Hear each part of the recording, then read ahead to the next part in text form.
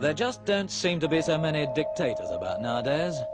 Certainly not here in South America, for these are the days of the generals.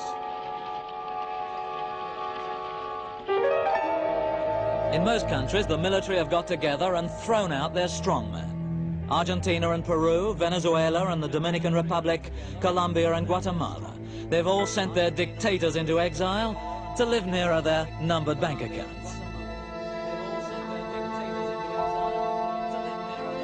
But not here.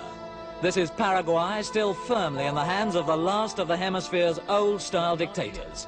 A military despot who's ruled his little-known land, sternly and absolutely, for 16 years. His Excellency General of the Armed Forces, Don Alfredo Stroessner, President of Paraguay.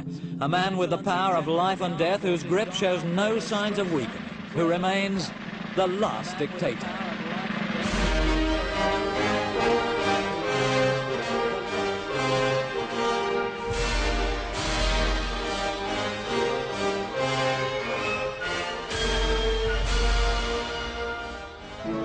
Today, the president's 58th birthday, his people wait to wish him happy returns. He's had several already, for after his takeover they re-elected him again and again, mainly because he was the only candidate, but also because he does satisfy their weakness for a blend of ruthless autocrat and uncle figure.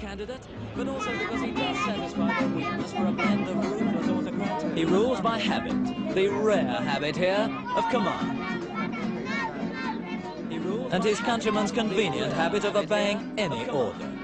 Theirs is an improbable land with a unique zany quality, a province quite apart from the rest of the world. The president's father, one of the first German arrivals in the 1890s, married a Paraguayan girl and started a brewery. Stroessner, portly and blue-eyed with cropped hair and silk socks, still looks like a Bavarian brewer, though he's one of the most skilled dictators to have grasped and held power in an unstable continent. Now, in his fourth term, for which he suspended the Constitution, he'd probably win elections, even if they were free. For which he suspended the Constitution, he'd probably win elections, even if they were free.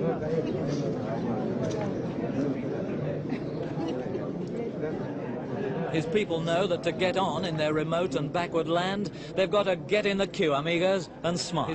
They live under a permanent state of siege, which, to comply with the elastic constitution of his militant regime, Stroessner renews every 60 days. The standard Latin American type of martial law. His army and police arrest political opponents, suppress student demonstrations and strikes. By such muscular maintenance of order, Stroessner seems to North Americans an anti-communist champion alongside wobbly Argentina and receives US aid. Educated at the local military academy, the president's Germanic industry in this easygoing land earned him promotion to general at the age of 37. His mother's Spanish Indian blood provided shrewd instinct, and he was commander-in-chief when he took over the country 3 years later. Neither he nor the hard-faced